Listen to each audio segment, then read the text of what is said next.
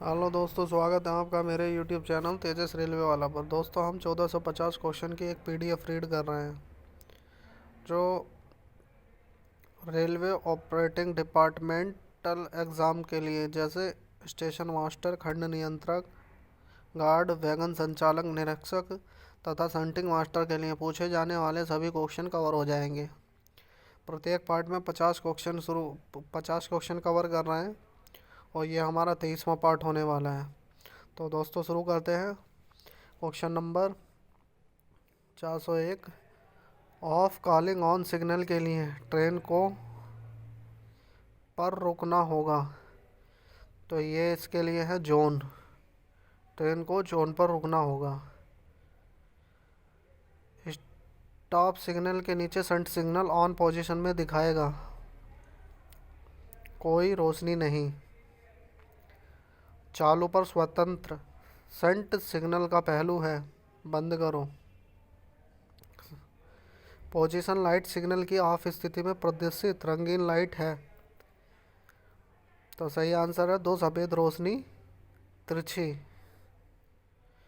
चालू पर stop signal के नीचे दो पूर्ण स्वतंत्र शंट सिग्नल या शंट सिग्नल पास करने का अधिकार है। T369 3B plus PHS। जब एक निश्चित संकेत उपयोग में नहीं होता तो इसे दोबारा प्रतिष्ठित किया जाएगा, यानी कि दो क्रॉस बार द्वारा। मार्ग मार्ग संकेतकों को के रूप में माना जाता है, यानी स्टॉप सिग्नल के रूप में माना जाता है। जब कोई सिग्नल नया खड़ा या स्थानांतरित किया जाता है तो चेतावनी आदेश की अवधि के लिए दिया जाएगा। तो ये 90 दिन के लिए दिया जाएगा। जब कोई सिग्नल नवनिर्मित या स्थानांतरित किया जाता है तो चेतावनी आदेश जारी करने के अलावा इसमें अधिसूचित किया जाएगा। सही आंसर है SOB। मार्कर बोर्ड जिसके द्वारा गेट सिग्नल की पहचान की जाती है, तो ये उस पर गेट सिग्नल पे जी फॉर गेट। बाहरी साइडिंग बिंदुओं को इंगित करने के लिए मार्कर बोर्ड है, तो यह S। टर्मिनल यार्ड में प्रवेश करते समय एक मालगाड़ी की गति सीमित है, तो ये 15 किलोमीटर प्रति घंटा। एक सिग्नल ट्रेन के लिए ऑफ किया जाता है, केवल आपात स्थिति में चालू स्थिति में रखा जाएगा। तो यह दुर्घटना को टालें।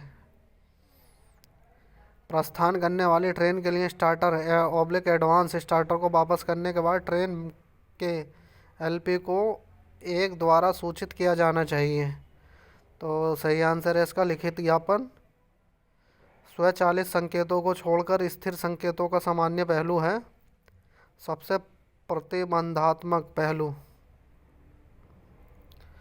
भले ही प्रस्थान सिग्नल बंद कर दिए गए हों, LP उन स्टेशनों पर रुकेगा जहां स्टॉपेज निर्धारित हैं। WTT। सही आंसर WTT पर शंटिंग उद्देश्यों के लिए उपयोग किए जाने वाले निषिद्ध सिग्नल हैं, यानी बाहरी होम और LSS, यानी कि तीनों उपरोक्त सभी। स्लिप साइडिंग का उद्देश्य सुरक्षा करना है, तो ब्लॉक सेक्शन की। सही आंसर है इसका ब्लॉक सेक्शन की। कैश साइडिंग का उद्देश्य रक्षा करना है, तो कैश साइडिंग का है स्टेशन सेक्शन की। दिन में हरी झंडी और रात में सफ़ेद रोशनी को ऊपर नीचे ऊर्ध्वाधर रूप से जितना संभव हो उतना और नीचे दिखाना दर्शाता है। तो सही आंसर है इसका ट्रेन पार्टिंग। किसी व्यक्ति के शरीर पर क्षैतिज रूप में एक सफ़ेद प्रकाश को हिंसक रूप में लहराना इंगित करता है। मृत रोके। सही आंसर है इसका मृत रोके। डेटोनेटर को के रूप में भी जाना जाता है, कोहरे के संकेतक के रूप में भी जाना जाता है। 2010 और उसके बाद निर्मित डेटोनेटर का सामान्य जीवन है, तो यह 5 वर्ष। डेटोनेटर के सफल परीक्षण के बाद एक्सटेंशन की अधिकतम संख्या है, तो यह 3 वर्ष।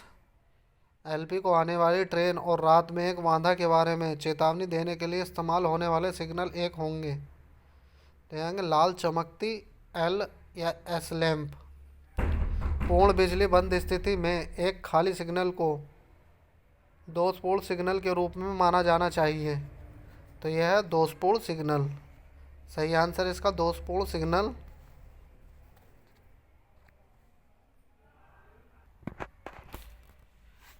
पूर्ण बिजली बंद स्थिति के तहत एक खाली सिग्नल को के रूप में माना जाना चाहिए।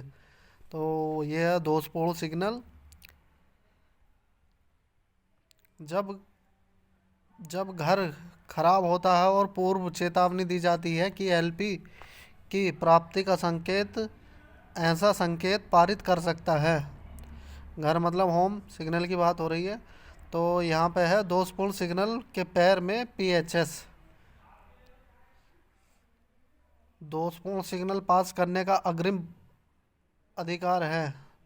तो यह है टी 669A। दोषपूर्ण स्टार्टर को पारित करने का अधिकार है टी 669 3B प्लस पीएचएस या सिग्नल ऑफ होने पर कॉल करना, या तो ए या बी, दोनों में से कोई भी एक होने पर।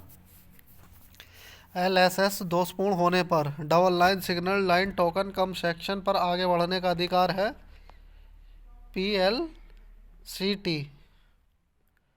लोको पायलट द्वारा आवश्यक प्राधिकार जब स्टार्टर को ऑन पर आंशिक रूप से पास करता है और उन्नत स्टार्टर से पहले रुक जाता है तो मेमो गार्ड द्वारा प्रति हस्ताक्षरित या टी 369 3B प्लस पीएचएस या एटीपी, यानी कि उपरोक्त सभी तीनों सही है। दिन के दौरान जब गेट सिग्नल ऑन होता है तब एलपी प्रतीक्षा करेगा। एलपी प्रतीक्षा करेगा 1 मिनट। जब गेट सिग्नल ऑन हो एलपी दिन/रात में 1-2 मिनट प्रतीक्षा करे और गेटमैन उपलब्ध ना हो तो एलपी यह सुनिश्चित करने के बाद कि गेट पास कर सकता है कि यह हैंड सिग्नल पर बंद है। तो इसके लिए है ट्रेन चालक दल। हो सकता है कि यह ट्रेन चालक दल के हैंड सिग्नल पर बंद है। खालिस्तान में भरा जाएगा इसको। रात के दौरान जब गेट सिग्नल ऑन होता है तो एलपी 1 मिनट, तो एलपी 2 मिनट प्रतीक्षा करेगा। जब गेट सिग्नल ऑन होता है एलपी दिन रात में 1-2 मिनट प्रतीक्षा करेगा और gateman proceed hand signal LP प्रदर्शित कर सकता है। तो आंसर है सावधानी से आगे बढ़ें।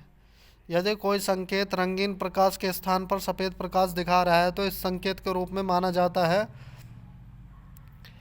सबसे प्रतिबंधात्मक पहलू। सिग्नल को दोषपूर्ण माना जाएगा जब रंगीन लाइट सिग्नल टिमटिमा रहा हो, उछल रहा हो और कम से कम के लिए एक स्थिर पहलू नहीं मानता। तो इसका सही आंसर है टी, यानी कि सी 60 सेकेंड। आईबीएस खराब होने पर लोको पायलट को दिया गया अधिकार, यानी कि पीएलसीटी या टी 669 3B, ए और बी दोनों। जब कोई आईबीएस चालू होता है और तुरंत लोको पायलट रुक जाएगा और संपर्क करेगा रियर स्टेशन के एसएम से। जब आईबीएस चालू हो और टेलीफोन ख़राब हो तो लोको पायलट प्रतीक्षा करेगा 5 मिनट। जब आईबीएस चालू पर हो और टेलीफोन ख़राब हो तो लोको पायलट 5 मिनट प्रतीक्षा करने के बाद जब दृश्य स्पष्ट हो, अगले स्टेशन की गति के एफएसएल तक स्पष्ट ना हो तो ये बढ़ेगा 15/8 किलोमीटर प्रति घंटे से। थ्रेड थ्रू पॉइंट्स के ऊपर किसी भी परिस्थिति में ट्रेन नहीं होनी चाहिए। एमपीएस के साथ चलाएं, यानी समर्थित नहीं होनी चाहिए। इसका ऑप्शन भी सही है, समर्थित। लोको पायलट रुक रुक कर सीटी बजाएगा जब उसका इंजन डेटोनेटर में विस्फोट करेगा और खालिस्तान गति में कमी सहित आवश्यक हर संभव सावधानी बरतेगा। सही आंसर डी, गति में कमी। डेटोनेटर में विस्फोट के बाद यदि आगे कोई बाधा नहीं मिलती है तो लोको पायलट की दूरी तक सावधानी से आगे बढ़ने के बाद सामान्य गति पकड़ सकता है। तो ये 1.5 किलोमीटर। जब लोको पायलट डेटोनेटर को छोड़कर किसी रुकावट की चेतावनी के संकेत को नोटिस करता है तो वह तुरंत रुके। जब लोको पायलट एक बाधा की चेतावनी नोटिस करता है और कोई और विवरण नहीं देखा जाता तो दिन रात के दौरान रुक जाएगा।